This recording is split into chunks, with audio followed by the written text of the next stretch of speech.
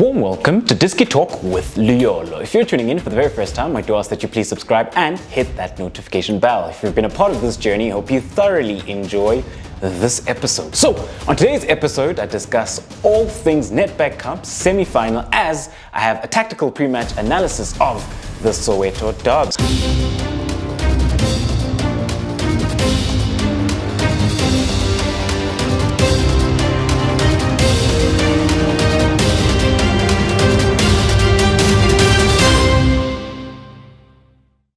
So it is Kaizer Chiefs taking on Orlando Pirates this coming weekend. So when you have a look at it then, within this episode, the blue team will represent Kaizer Chiefs and then the red team will represent Orlando Pirates. So coming up then into this Nedbank Cup semi-final, it is quite interesting then to see that Orlando Pirates then have been the better of the two sides since the last time they met, because we do know that the last time they met within the league, Kaizer Chiefs did win that one 1-0 at the death.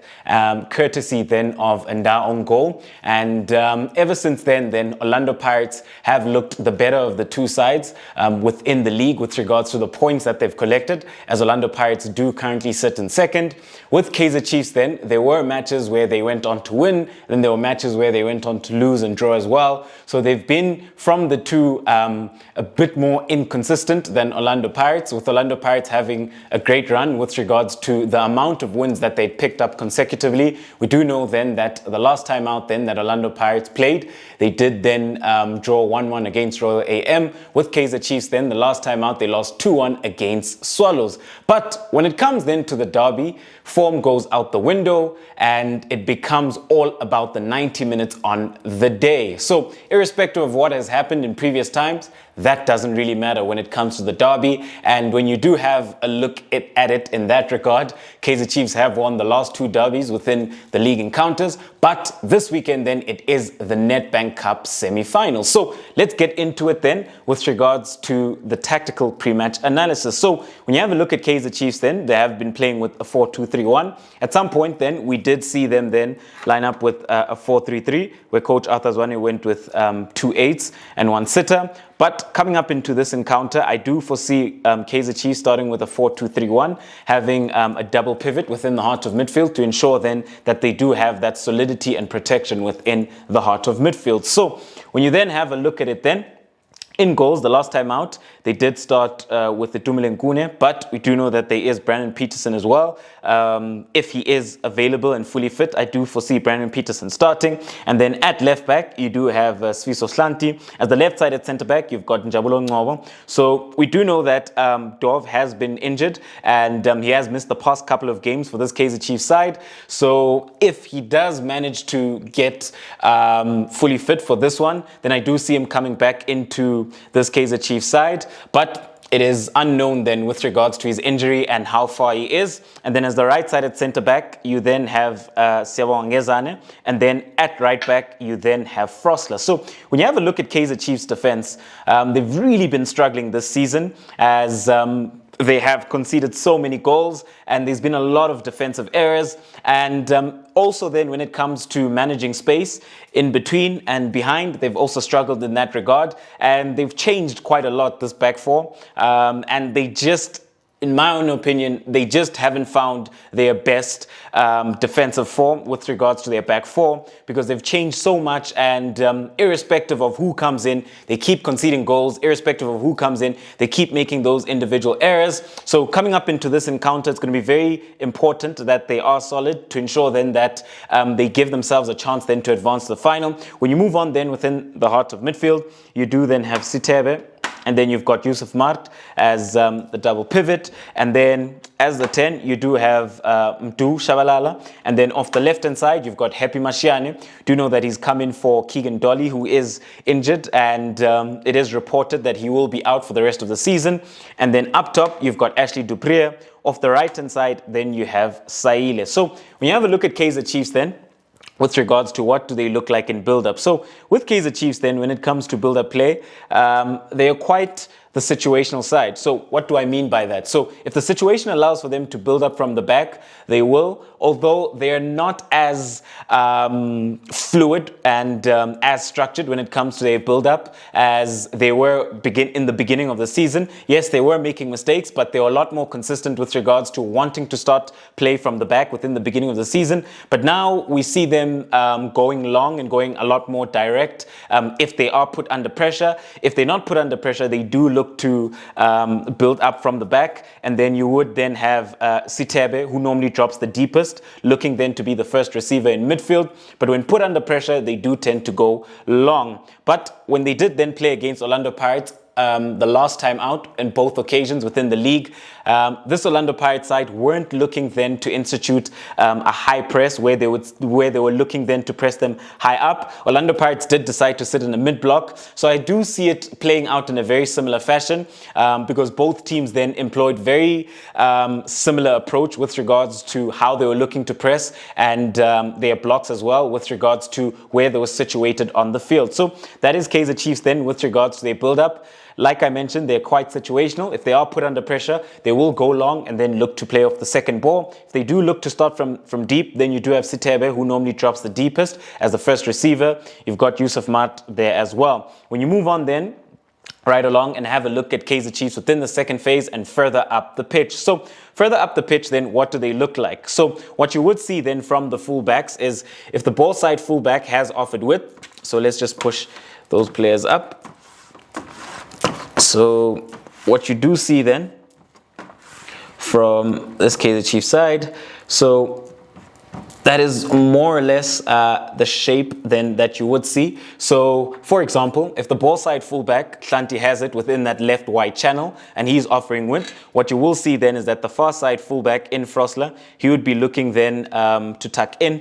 But because it is Frosler, he can also look to invert within midfield, and then you would see somewhat of that shape from this Kaizer Chiefs side with regards to their offensive scheme. Also, when they are in second phase, that is more or less a picture that you would see, and you would have Mashiane as the left winger who would be looking then to tuck into that half space. That's what you would see then with regards to their shape and what they look like. If it is on the right hand side, then it becomes very similar. Sometimes what you will see then is both fullbacks would be looking to offer the width. So for example, on the far side, maybe Hlanti would be there. Frosler then would offer then more minimum width than maximum, because then the ball would be on the left hand side. He could also push up because then you still do have the double pivot in there, which then does offer that defensive cover when it comes then to ensuring that they are prepared then for those offensive transitions and those counter attacks from the opposition. So that is Kaizer Chiefs then with regards to the offensive scheme. When you do have a look then at their key player, I would say then it has been Ashley Dupree. So when you look at Ashley Dupree, this is a player then who's been one of the better players for Kaizer Chiefs this season. Some could argue that he has been Kaizer Chiefs' best player this season, as he scored very important goals for them, and he's also been quite key then with regards to his speed and what he offers this Kaizer Chiefs side with regards to looking to attack the space in behind, because that's what he specializes in. So his movement then is very good, especially then he does look to play off the last shoulder of he does look to play off the shoulder of the last defender, so he does look to make those runs, and a player then who is very quick, also then very good at positioning himself within the box. One thing then that I would say he would need to improve in then would be his finishing, because he does get into very good goal scoring positions, but sometimes then he isn't able to convert. So that is Ashley Dupree. Also key then when it comes to applying pressure whenever Kaizer Chiefs don't have the ball, as he is the first man that does look to press, although at times I would say that Kaizer Chiefs press is quite disjointed. So if it was more structured and more organized, they would find a lot more joy, especially considering that you've got a player like Ashley Dupree who can press very well, and a player then who has been doing well for himself, as this is his first season for Kaizer Chiefs and he has scored important goals. So for this Kaizer Chiefs side, Ashley Dupree is quite the key player. And going then into this encounter then, also when you have a look at some of Kaizer Chiefs' strengths, so it is then offensive transitions with regards to playing a lot quicker and a very direct game, and looking then to attack that space in behind whenever opposition have left that space in behind. So when they do pick up that lost ball within the heart of midfield, they do look to counter quite well because of the speed that they have. You look at Ashley Dupree, you look at Happy Mirshiane, you look at Saile, you look at Du. Those are players then who are very quick and good then with regards to the offensive transitions. And then when you look at their set pieces, so a player then who has been quite key with regards to getting at the end of those set pieces. Two players, Hlanti has scored from set pieces this season, and you do also have Siyabonga Ngezane, who also is then quite a threat within the box. Key player then when it comes to those set pieces is Ndu Shabalala, as he does deliver very good balls then into the box. And you also then do have Happy Mashiane as well. So that is Kaizer Chiefs then with regards to some of their strengths and the areas then where they do look to threaten. With regards then to some of their weaknesses. So when you have a look at this Kaizer Chiefs side, then their weaknesses, when you have a look at their defense, that has been their Achilles heel. I feel like that has been one of their biggest weaknesses this season.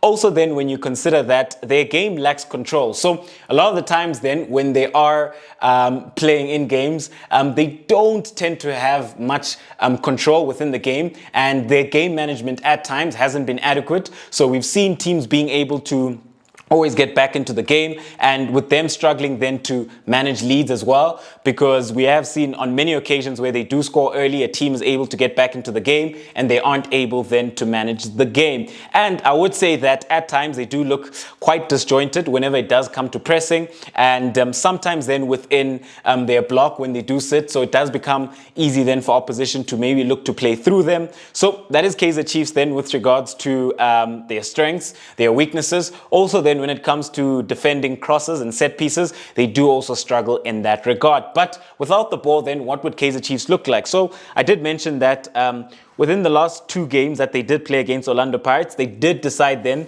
to employ a mid-block. So that is what I foresee then coming up into this encounter. So I do foresee them then sitting then within their 4-2-3-1 mid-block. And if they do decide to press, a lot of the times what you will see then is that Mdu will join alongside Dupree, and they could look to press with two-man. If not, then you will have Dupree, then you have Mdu just behind him there. So this is what I foresee then coming up into this encounter with regards to what Kaizer Chiefs would look like when they do sit then within their mid-block. So that is Kaizer Chiefs then with regards to what they look like from a tactical standpoint. So let's move on then right along, and let's have a look at Orlando Pirates. So when you have a look at Orlando Pirates, like I did mention earlier on, they are the team then that have been quite in form, and they've been doing very well as they've been picking up successive wins within the DStv Premiership. Although the last game then they did then drop those 2 points against Royal AM. However, coming up then into this game, what do Orlando Pirates look like from a tactical standpoint? So with Orlando Pirates then, they also play with a 4-2-3-1. So in goals then, you do have China. At right back, then you do have Monyane. And then as the right-sided centre-back, you do have CBC, you've got Koki, and then at left-back, you do have Paseka Mako. But another option then at left-back is Maela, that if he is fully fit. If not, then I do foresee this back four starting in this encounter. When you move on then within the heart of midfield, you do then have Tim, and then you do have Munare. And then as the 10, you've got Kabelo Dlamini. And then off the right-hand side, you've got Saleng. Off the left-hand side, you've got Hoto. But within this left-wing position, we do know that there is Thembinkosi Loch as well. So if he is fully fit, then I do foresee him starting then within this role. And then up front, you do have Suka Manja. So that is Orlando Pirates then with regards to their strongest 11 and what they've lined up like in recent games. However, in possession and in build-up, what does their build-up scheme look like? So when you have a look at Pirates then, with regards to their build-up, this is where China becomes key, because this is a goalkeeper then who does look then to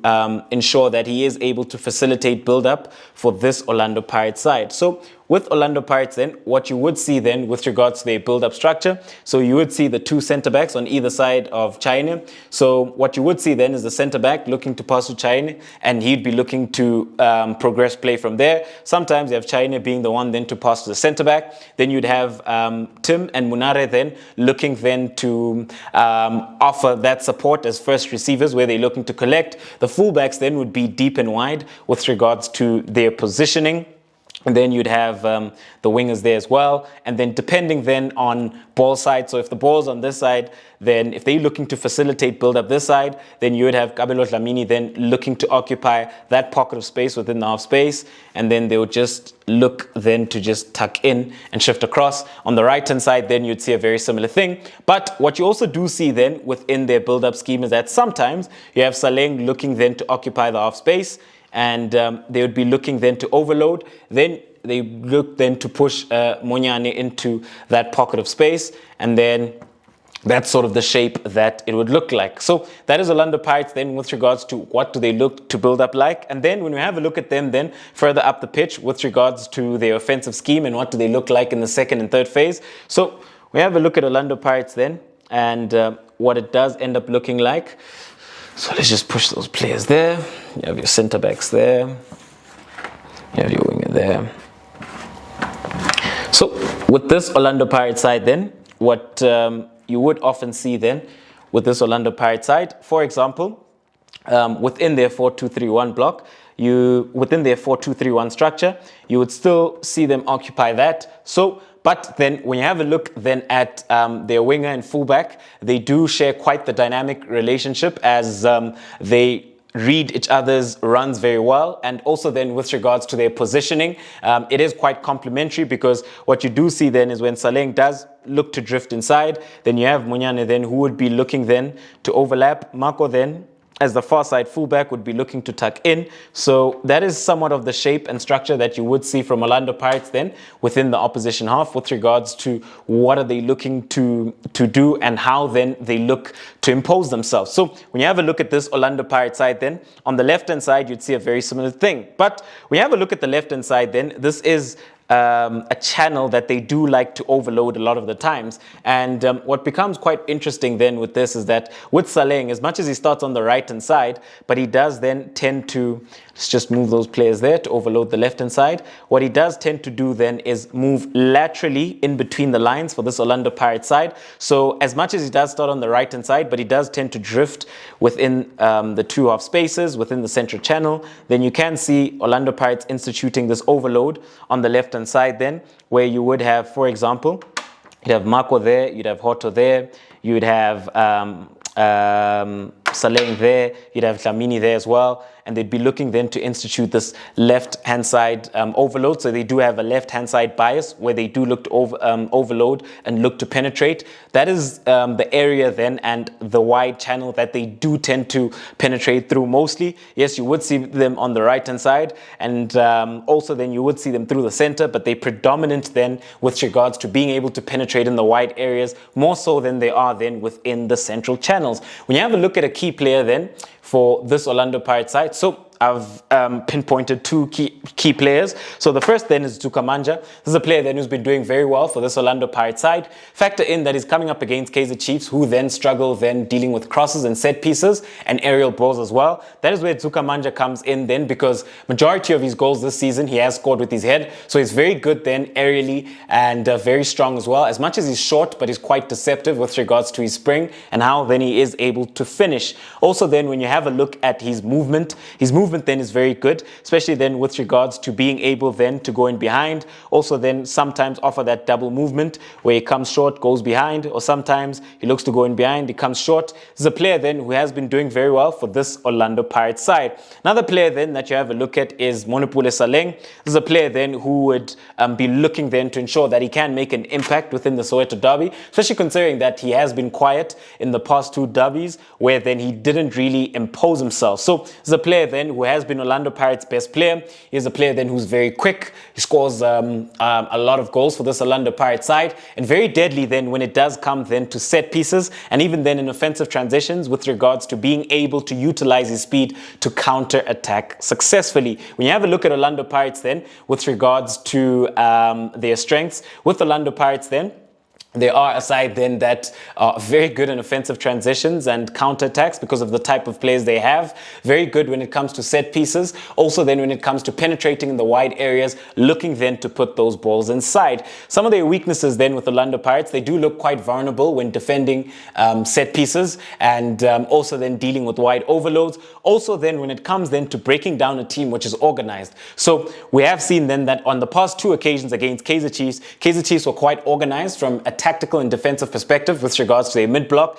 and Orlando Pirates couldn't really break them down and they couldn't then create those clear-cut chances. So Orlando Pirates do struggle then whenever a team is able to sit in a very compact and a very defensive mid-block. So in open play then, they do tend to struggle then to break down those teams which are much more organized. So they do then look to then make use of those set pieces. So without the ball then, what would they look like? So when you have a look at this Orlando Pirates side then, similar to Kaizer Chiefs then, they would be looking then to sit very compact then within their 4-2-3-1 mid-block. So what you would see then from this Orlando Pirates side then is that shape. And like I did mention earlier on, in this game, I don't foresee them looking to press high up throughout the game. So they will pick their moments and it's not all the time. It's not as frequent where they do look to press. And I would say then that to a certain degree, the teams with regards to their tactical shape, they do tend to cancel each other out. We saw it with the past 2 games. So going into this encounter, I don't expect anything different. Both teams lining up then with 4-2-3-1. Will be looking to sit in their mid blocks and will be looking then to make use of the players that they have. Both teams having players who are very good in offensive transitions, very quick as well. However, when you do have a look at it then, I do foresee Orlando Pirates being the much more structured side as they've been the much more consistent side. But when it comes then to the Soweto derby, form doesn't count. All that matters on the day is how then you manage yourself and manage the game within the 90 minutes. But because this is a cup competition, then we could go to extra time and we could also go to penalties. However, at home, do let me know, what do you make of this Soweto derby within the Nedbank Cup semi-final, and who do you see then advancing to the Nedbank Cup final? Thank you very much for tuning in to yet another special episode of Diski Talk with Luyolo. Signing out.